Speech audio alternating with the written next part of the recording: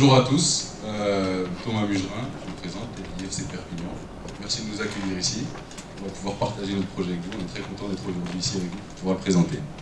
Voilà, on va commencer sur le sommaire. Bon, tout d'abord, je vais quand même vous nommer notre projet, Just Cook It. Donc le sommaire, on va partir sur la présentation de l'équipe, le concept, le business model, la stratégie commerciale, la stratégie digitale, le dossier juridique, les finances et les perspectives d'avenir pour finir. Donc l'équipe. Comme je vous ai dit, moi c'est Thomas Mugerin. Alors j'ai eu un BTS NRC, donc je me suis spécialisé dans le commerce et le marketing. Et donc ma part dans ce dossier, ça va être de s'occuper de tout ce qui est l'aspect commercial. Donc je vais passer le micro à Jérôme. Bonjour à tous et à toutes. Je m'appelle Jérôme Vico, j'ai 24 ans. Donc j'ai fait moi aussi un BTS NRC à Perpignan. Et donc moi pour le projet, je m'occuperai de la partie marketing et l'aspect financier. Bonjour à tous, moi c'est Émilie Lebon, j'ai 24 ans, j'ai été assistante commerciale pendant 2 ans. Et dans l'entreprise Just Cook It, je vais m'occuper de la partie administrative et de la communication web. Je présente également notre amie et collaboratrice Jessica Tarbouriec, qui pour des raisons professionnelles n'est pas disponible aujourd'hui.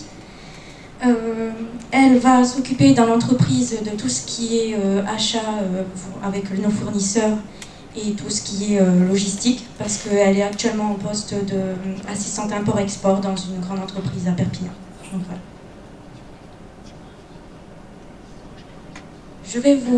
On va vous présenter une petite vidéo qui vous montre la différence quand on a le Just Cook It et quand on ne l'a pas.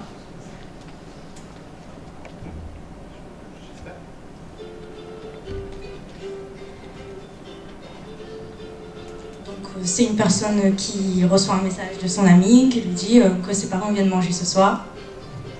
Et elle avait oublié. Donc le problème quand on oublie, c'est qu'il faut qu'on s'occupe de tout ce qui est les courses, de choisir une recette. Alors que nous, ce qu'on va proposer et ce qu'on va vous expliquer dans un instant, c'est que nous, on va s'occuper de tout ce qui est ce travail un peu ingrat qu'on n'aime pas forcément faire pour éviter aux gens de perdre du temps et de profiter pleinement de leur soirée.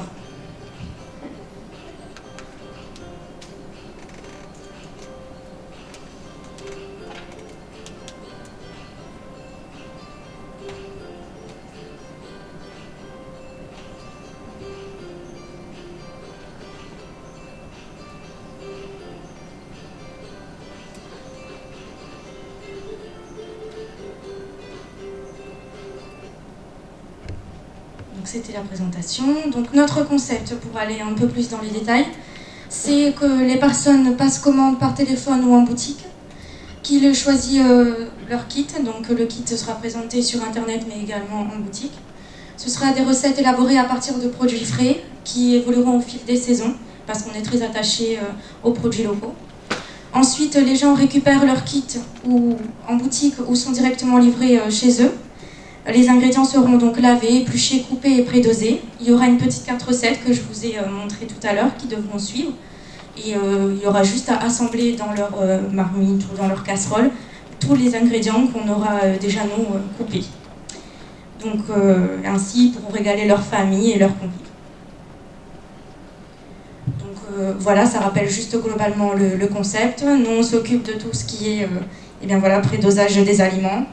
On est un peu comme des commis, tout simplement, et eux, il leur reste plus qu'à être le chef chez eux. Je passe maintenant le micro à Jérôme pour vous expliquer le business model. Donc concernant le business model, donc Just Cook It s'inscrit comme un précurseur sur le marché de Perpignan, dans le sens où il n'y a aucune autre entreprise qui offre ce service. Donc je le rappelle, c'est préparer des kits pour les gens qui sont un petit peu pressés et qui manquent de temps pour aller faire les courses et tout préparer chez soi. Donc en fait, il n'y a que deux sociétés qui font ça, une à Paris et à Lyon. Et donc pour cela, on a mené une étude de marché auprès de 100 personnes pour un peu analyser le type de clientèle qu'on pourrait avoir. Et donc on a vu que la plus grosse part de notre clientèle serait la famille et les jeunes actifs. On a aussi effectué une analyse SWOT, donc pour déterminer un petit peu les forces et faiblesses qu'on pourrait avoir. Donc nos forces, c'est que c'est un concept innovant, qu'on a une cible plutôt large et accessible, un prix faible par rapport à la concurrence, on le verra un petit peu plus tard, mais on veut vraiment s'inscrire comme des concurrents à la restauration rapide et un petit peu entre guillemets à la Malbousse, c'est-à-dire McDonald's ou Quick. Parce que ça paraît plus facile d'acheter ça et ça revient pas forcément moins cher. Ensuite, on a un local situé, on le verra un petit peu plus tard, sur un grand axe de Perpignan, qui nous permettra par la suite de pouvoir faire un drive et surtout de permettre à nos clients de pouvoir s'arrêter facilement. On utilise aussi des contenants biodégradables et c'est vrai que là aussi on était très attachés aux produits locaux, comme l'a dit ma collaboratrice, mais aussi à notre empreinte écologique qu'on peut laisser.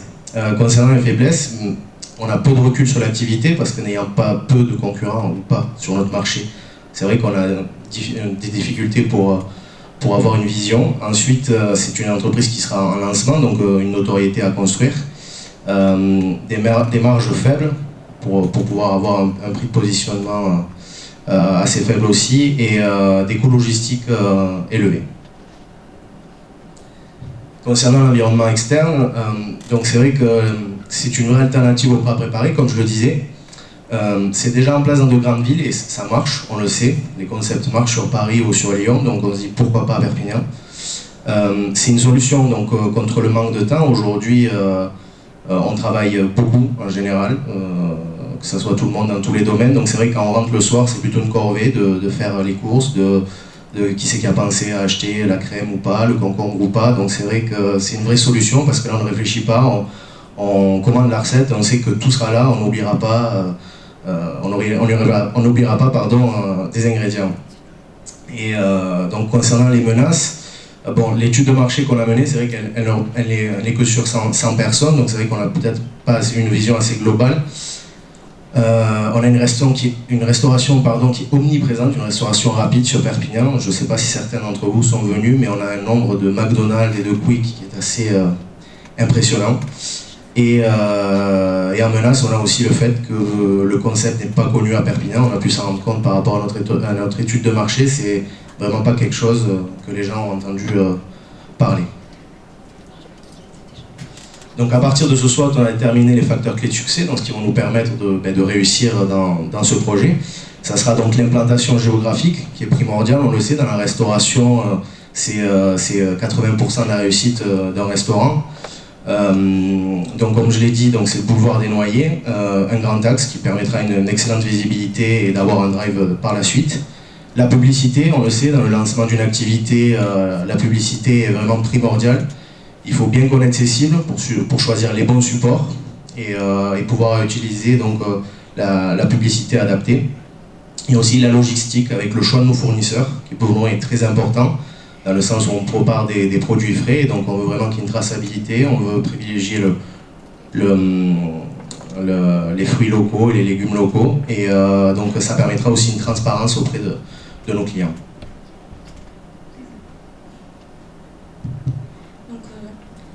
Voilà 4 exemples de kits, c'est-à-dire qu'on est parti sur 4 kits par semaine. Donc ce sera, alors on a fait le choix d'avoir une offre quand même assez variée, c'est-à-dire qu'il y aura au moins un plat avec poisson, un plat végétarien, donc sans viande ni poisson, un plat avec viande, et le 4e plat, vu que mon collaborateur Thomas et moi-même sommes originaires des Antilles et de la Réunion, on aimerait rendre hommage un peu à nos origines exotiques et proposer un plat un peu plus international en complément, donc en collaboration avec un restaurateur qu'on connaît qui nous élaborera la recette et qu'on filmera et qui sera présent sur notre site web chaque mois. Donc voilà les 4 recettes, vous avez le détail des recettes devant vous. Donc au niveau des partenaires et des fournisseurs, comme on vous l'a dit tout à l'heure, on veut privilégier le local et les produits de saison, donc on s'est basé sur un circuit plutôt court, directement avec les producteurs. J'en connais pas mal parce que je suis très attachée moi-même à consommer des produits faits dans la région et dans le département. Donc ce sera à peu près 45% de producteurs ou artisans des Pyrénées-Orientales, 35% de producteurs et ou fournisseurs situés en Languedoc-Roussillon. Ensuite 20% basés en France, y compris les DOM-TOM, donc de la Réunion et de la Guadeloupe notamment. 6% en Europe et 4% dans le reste du monde, parce qu'on veut quand même proposer des recettes assez variées.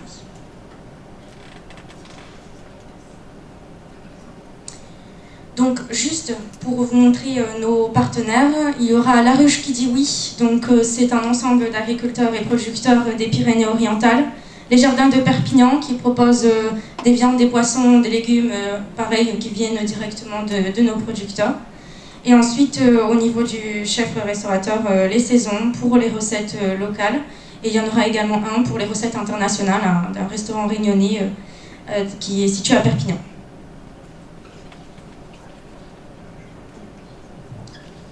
Alors ici, vous pouvez voir en image l'emplacement qu'on a choisi. Bon, déjà, c'est un vrai emplacement. On l'a cherché sur Internet et on l'a trouvé. Et en fait, il a la capacité, il a la faculté d'être dans un grand axe de Perpignan.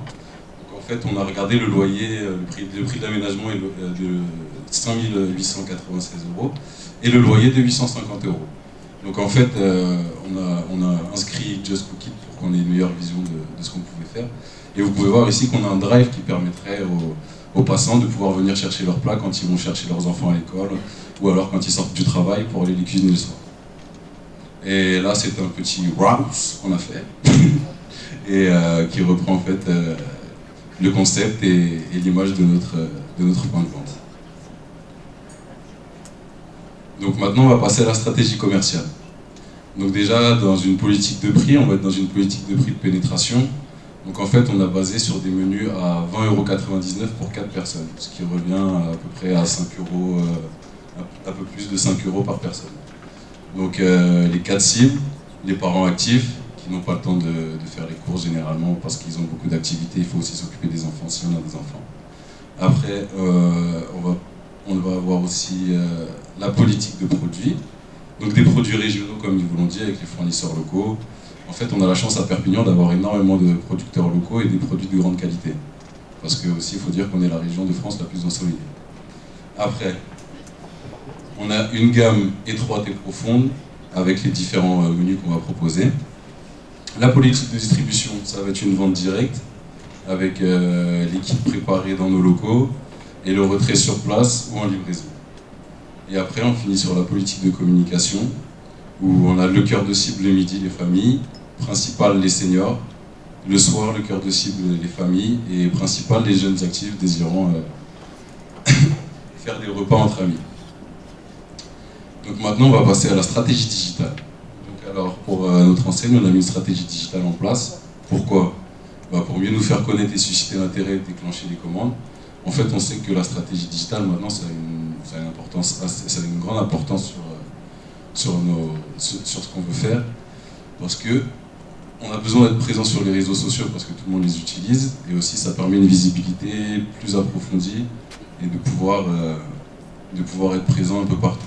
Donc est-ce qu'on va offrir un service aux consommateurs? On va créer une communauté. En fait, on va essayer de créer une sorte de tribu autour de nos produits, de notre offre, pour pouvoir favoriser un marketing viral, enfin un buzz marketing, on va dire, et faire parler de nous sur Internet. Quand communiquer régulièrement, en fait, grâce à toutes nos recettes qu'on va mettre en place, et nos vidéos et nos tutos, on va pouvoir alimenter notre site Internet souvent, pouvoir le faire vivre, que le site soit reconnu, puis après référencé, de sorte à ce que quand on tape Kit, on trouve directement notre société sur Perpignan. Et comment? À travers Facebook dans un premier temps, avec notre page, Twitter et des newsletters qu'on va joindre au mail de nos différents collaborateurs et nos différents clients. Donc vous pouvez voir la page Facebook qui a été mise en place. Donc une page Facebook toute simple, avec une présentation de plat. Après, ici c'est notre Twitter. Pareil, vous avez tous la vision d'un Twitter, on sait comment ça se passe. Et là, c'est notre site internet qui a été mis en place, où vous aurez différents onglets, vous pouvez voir le concept en fait, pour que tout le monde comprenne vraiment le concept et qu'il soit direct qui sont sur le bon site, l'équipe, nos kits, nous contacter et nos partenaires. Donc maintenant, je vais passer le micro à Jérôme. Donc la partie juridique. Donc notre choix se portait sur une SARL. Pourquoi? Ça permet d'avoir un nombre associé de 1 à 100, ça, tout le monde le sait. Ça permettait de protéger nos patrimoines individuels. Ça permettait aussi de pouvoir chacun investir et avoir des parts dans la société.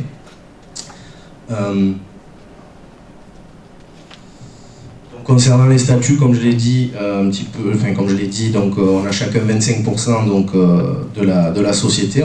On a choisi de tous faire un apport personnel de 10 000 € pour limiter en fait l'emprunt de la société. Donc le capital sera de 40 000 €. Concernant les finances, donc concernant notre chiffre d'affaires prévisionnel, donc au début il se situera aux alentours de 110 000 €, un petit peu moins, et on espère une progression de 5%, puis de 8%. Concernant les chiffres, je vais essayer de faire clair, parce que je sais que ça ne plaît pas à la grande partie des personnes. Concernant donc, le capital, je vous l'ai dit, 40 000 €, donc avec un résultat, mince, je vois pas de... Je vois rien. Comment? Oui, je peux regarder là aussi, c'est vrai. C'est pas bête, pardon. Donc on a un petit récapitulatif sur la gauche de nos investissements. Donc on a choisi d'intégrer un camion parce qu'on souhaite faire de la livraison autour de notre zone de chalandise. Comment? Réfrigéré, oui, important hein, pour les produits, pardon, je n'avais pas précisé. Ensuite, on a l'aménagement qui sera le second poste de dépenses le plus important, aux alentours de 6 000 €. Alors, l'aménagement concerne la publicité et un petit peu le local, parce que le local qu'on a choisi était un ancien fast-food en fait, donc il dispose déjà d'une cuisine et de certains équipements. Donc concernant nos salaires, on a choisi de se payer au SMIC également. Donc voici le type de camion qu'on a souhaité et les différents aménagements qu'il faudra ajouter. Donc on souhaite aussi avoir une vitrine.